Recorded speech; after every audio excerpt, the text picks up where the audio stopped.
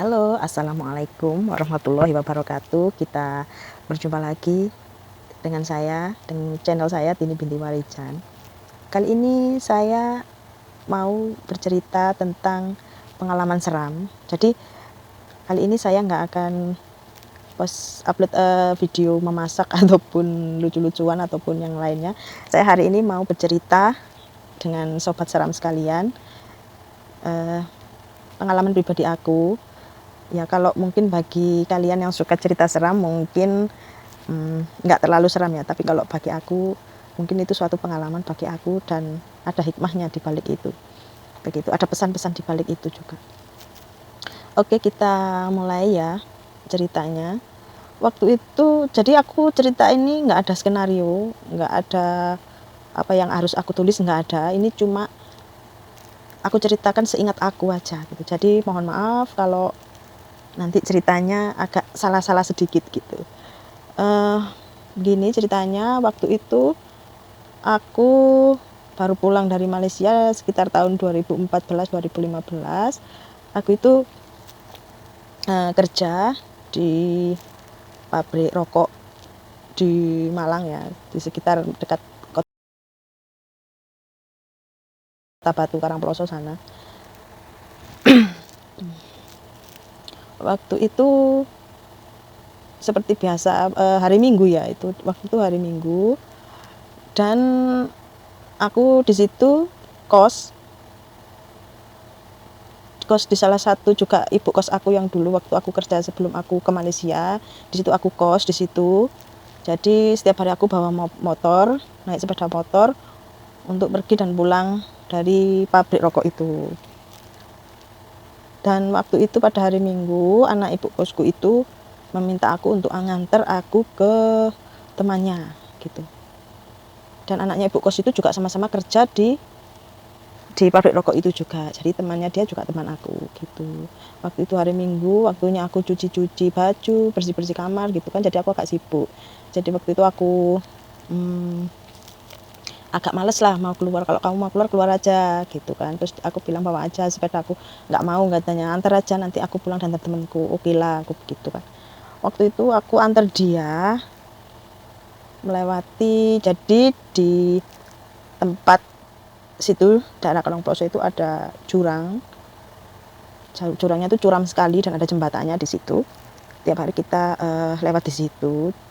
Dan waktu itu ada pelebaran jalan. Jadi di pinggir jalan itu dilebarkan ya kan, dilebarkan terus ada kayak semacam pasir, gundukan batu kerikil gitu kan di sebelah pasir itu. Dan aku kan dari atas ya. Kalau mau ke jurang itu kan aku kan harus turun gitu kan dari atas. Waktu itu setelah dekat dengan jembatan itu kayak ada yang manggil gitu kan. Terus aku menoleh sebentar, nggak pakai lama, cuma 1 detik noleh saja. Depanku ini nggak tahu-taunya udah ada tumpukan batu kerikil itu tadi, dan akhirnya aku jatuh tersungkur di situ gitu. Jadi anaknya ibu kosku juga jatuh juga, ya luka-luka lah kami. Dan aku waktu itu dengan cepat ya ditolong oleh warga di sekitar situ. Ada mobil angkutan umum di situ kan, langsung aku dibawa ke rumah sakit di daerah Batu sana. Karena ini dengkul ya, lututku kemasukan kerikil ya, sekitar sebesarnya seginilah kemasukan itu. Jadi aku harus dijahit, dikeluarkan batunya terus dijahit begitu. Akhirnya selesai, aku dibawa pulang ke rumah ibu kosku, dan di rumah ibu kosku aku didudukkan di ruang tamu ya kan, di ruang tamu yang langsung menghadap keluar. Di sana itu ada kursi panjang, aku duduk di sana itu ya, sambil orang-orang itu, tetangga-tetangga juga datang, teman-temanku juga datang, karena kita pun domisilinya juga di dekat pabrik, jadi beritanya juga cepat menyebar dan mereka datang untuk melihat bagaimana gitu kan. Jadi sekalian mereka datang menjenguk aku, juga menjenguk anaknya ibu kosku itu tadi. Banyak temennya datang nanyain gimana kabarnya kamu gini. Waktu itu sih aku nggak apa ya, nggak ada perasaan apa gitu, nggak ada. Jadi aku tetap duduk di depan, terus sepeda motor aku dibawa teman aku untuk ke bengkel yang bagian depannya itu sudah rusak parah dan setirnya itu nggak senter lagi sama bodinya. Dia bawa ke bengkel kenalan dia. Oke lah, aku bilang gitu. Akhirnya aku duduk di sana itu sampai sore, ya kan.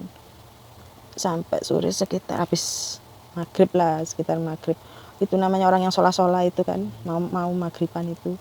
Aku tetap di sana. Soalnya kan kalau aku di kamar itu nanti kalau ada orang datang kan susah mau ke depan lagi gitu kan. Nanti sekalian aku mau ke belakang, sekalian mau tidur juga gitu kan, bersih-bersih terus tidur.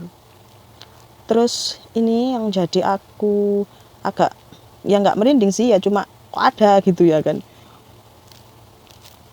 Waktu posisinya ini kan rumah kos yang aku tempatin ini depan sebelah kanan gitu kan, itu adalah kayak semacam musola kecil, yang nggak kecil, yes, mungkin untuk orang 10 cukup lah gitu ya. Itu adalah musola di sana. Jadi ya tiap mau isya, mau maghrib selalu banyak orang yang mau berjamaah memakai memakai mukena gitu kan. Dan waktu itu setelah mungkin mau isya ya, aku duduk di situ habis makan, habis minum obat juga. Kok ada sekelebat bayangan ya kan. Kalau dia itu mau ke kanan, berarti dia itu mau ke masjid gitu kan, jalan ke kanan berarti dia itu mau ke masjid. Sedangkan dia ini jalan ke kiri gitu loh. Hah? Sambil aku lihat, aku nggak lihat ke depan, tapi aku cuma menunduk begini. Aku mungkin lagi SMS-an ya, mungkin ya SMS-an. Cuma lihat dari dari pelupuk mata gitu kan, bisa dilihat ada bayangan putih seret. Hah? Kok orang mau isya kok mereka pulang gitu kan. Akhirnya aku hanya melihat gini, terus aku melihat HP lagi. Tapi setelah aku melihat lagi, sekelebat tadi itu langsung ada di pojokan sebelah kiri aku, jendela sebelah kiri aku. Dan yang lebih herannya lagi, mukena yang dia pakai itu kenapa di belakang, di atasnya ini ada hitam rambut gitu loh, tapi dia tuh menghadap ke sana begitu. Terus aku lihat HP ku lagi, terus dalam batinku begini, kok orang pakai mukena kok ada hitamnya di atas begitu kan. Terus aku bilang gini, wah ini ada apa-apa ini. Aku langsung teriak kan, ya nggak teriak sih, cuma bu ibu aku bilang gitu sama ibu kosku. Ibu kos kan di sebelah sini lihat televisi gitu kan. No opo tin.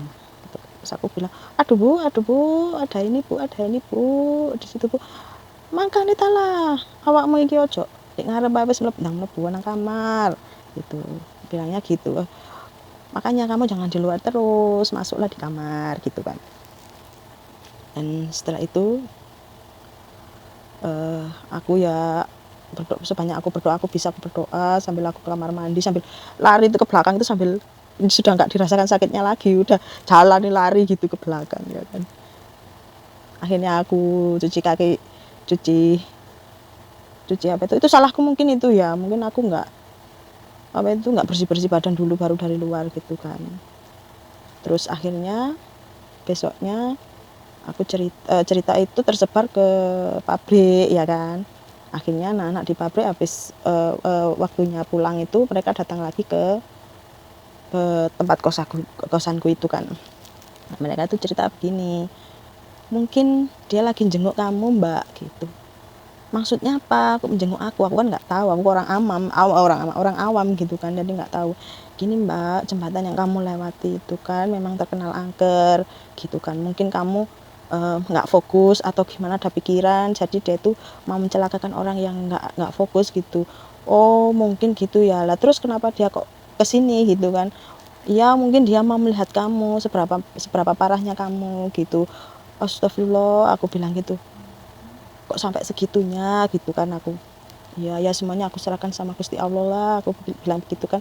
Dan kali ya hikmah yang aku dapat dari cerita ini adalah jangan lupa untuk baca bismillah, ya bismillah 3 kali agar kita bisa dilindungi dimanapun kita berada, dan saat kita kembali pun kita harus mengucapkan alhamdulillah, supaya semua yang kita jalani sepanjang hari ini bisa menjadi berkah bagi kita, dan yang jelek dibuang dari kehidupan kita begitu.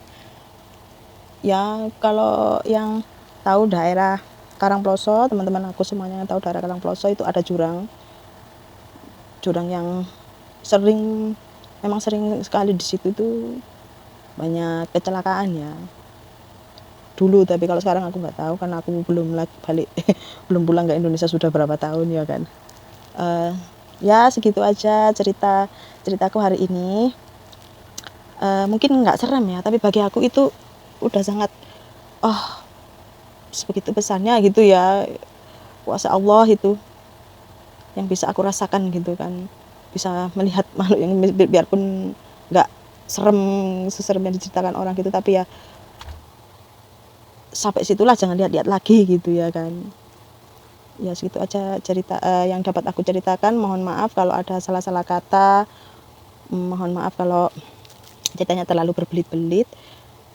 Dan bagi teman-teman sekalian yang mau ceritanya aku bacain di podcast aku, monggo silahkan kirim komen kamu, nanti aku yang hubungin kamu di komen, atau bisa kirim tulisan kamu atau cerita kamu melalui rekaman suara di email tinibintiwarijan2@gmail.com.